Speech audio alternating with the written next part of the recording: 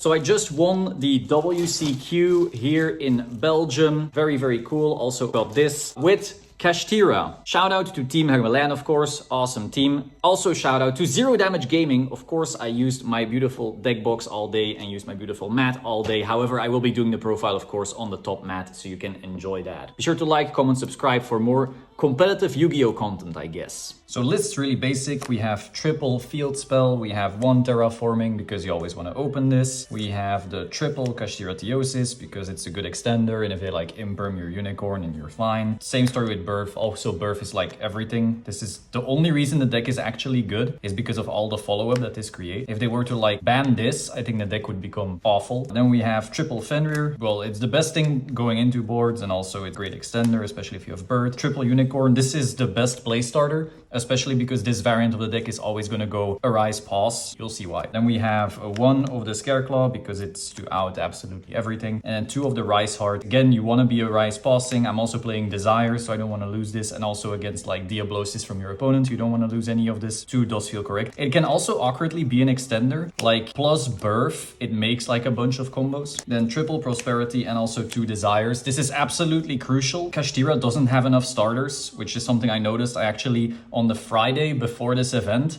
I was only playing this, thinking, oh, this is good enough, but like, nah. Kash has way too many hands where it cannot play. In my opinion, you should be maxing out on them. You need to have way more stuff to find like Field Spell and or Unicorn. Then everything else is hand traps. So I know the other version of this deck has like Thrust and Triple Tactics and all of that, which is great. And that's great to like win the mirror specifically. But because it's a regional, I assume I would also be facing stuff like Sprite and so forth. I'm also very scared of all the runic decks. And so in my opinion, if you do not have like 2 hand traps into any runic variant, your deck sucks ass. Like you cannot use Trust and Tactics and so forth and try to win a runic game because their board will be so much wider if they start playing and you will never win against that going second. Whereas if you can like Gamma or Imperm like the Hugin runic search and then you have 1 more hand trap for whatever they try to do after that, that is usually enough. I do also side even more runic hate, but in my opinion, if you like are going into a diverse format, hand traps become much better. So I'm playing the Driver and the Gamma. This is also great going first because a lot of people are coping on Droll. I think Droll is like awful into this deck because a lot of the combo lines do not lose to Droll, so you went minus for nothing, and you might have even given me like a Unicorn extra deck remove. But regardless, if my hand does lose to Droll, I want to have the ability to Gamma you and punish you. Then we also have triple Ash because it's the most generic hand trap, even though it's actually not very good right now. Then I also have triple Imperm. This is probably the best hand trap. 3 Mourner. This is probably the worst hand trap, but it's still a level 3, so you can make Baron with it, and also it works under a Rise Heart. Veiler and Ogre do not, and I need every single hand trap to be good going first and second. Like I said, a lot of people in the YCS London and the YCS LA started doing like the wider cash combos,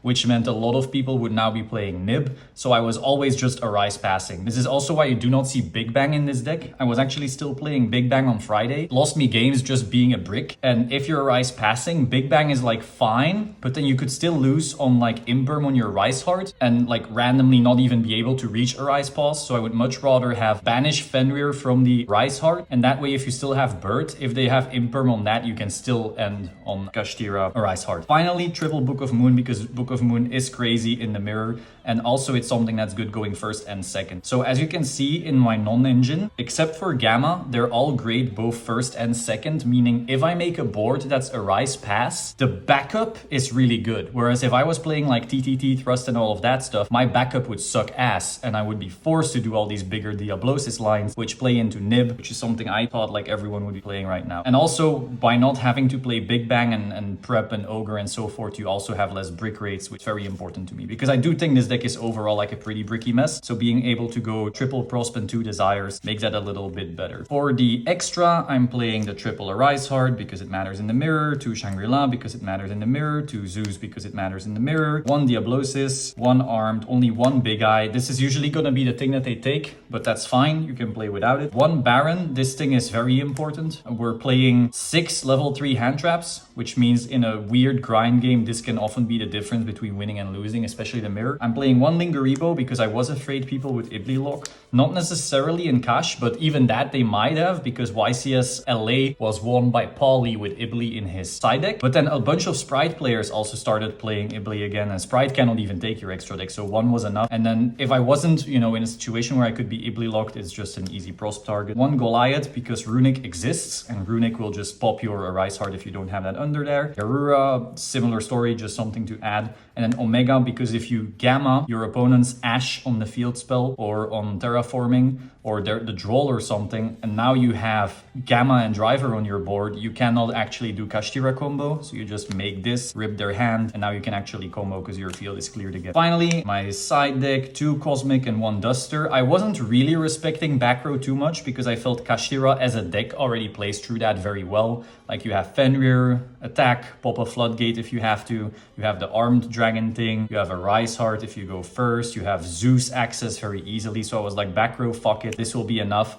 Also very important is that these are all good in other ways as well. Like these are decent, like being set against Cash. Right now, Cash players will sometimes make you go first. And so being able to side something that's both good first and second that will punish on birth is actually pretty incredible, especially when you pair it with Book of Moon. If you side this in and you don't know if they're gonna make you go first or second, if you're going first and you can set these two, you're always winning because you book the first summon and you cyclone the birth and it's over. And if you're going second, this is still good because the book would be on a Rise Heart and the Cosmic would be on the birth or whatever else they might set. So you're never feeling bad about this. Now these aren't blowouts like Kurikara, but that doesn't matter. Like, you don't need blowouts because of all the hand traps. Like, usually their board will already be weakened. And then just having these like 1-for-1 trades together with the Kaj engine, which is endless value anyway, is good enough. Also, I'm terrified of Runic, so I do want to have like Cosmic Cyclones for that. Then I'm playing the worst hand trap in the game. I'm still playing Droll. This card never did anything all day. That's just how Droll is. I will keep on like telling you, Droll is the worst card ever. The only time this is good is when the format is truly unplayable, like with Super Heavy Samurai. Any other deck, you troll them and they either still make a board and you're just sad, or it ends the game randomly. So often they still end on the board and you win minus for no reason that it's just so bad. Also, it doesn't work under your own Arise Heart. So like you can't even side that in going first. I still do that if I believe that I lose automatically if they can out the Arise Heart. So like against Drytron, for example, I did side this in going first, but still, this is like an awkward garbage card. Then I'm playing Triple Solemn, haha, very funny. This is just great when you know you're gonna go first. So when you get to choose, you just side this in and now your board is even more backed up. If you have an Arise Heart, some hand traps or books, and this, you're probably just auto winning. Then Triple Shifter. So the main reason why I'm actually still playing Droll is because I was terrified of random bullshit decks that like auto win on not actually playing the game.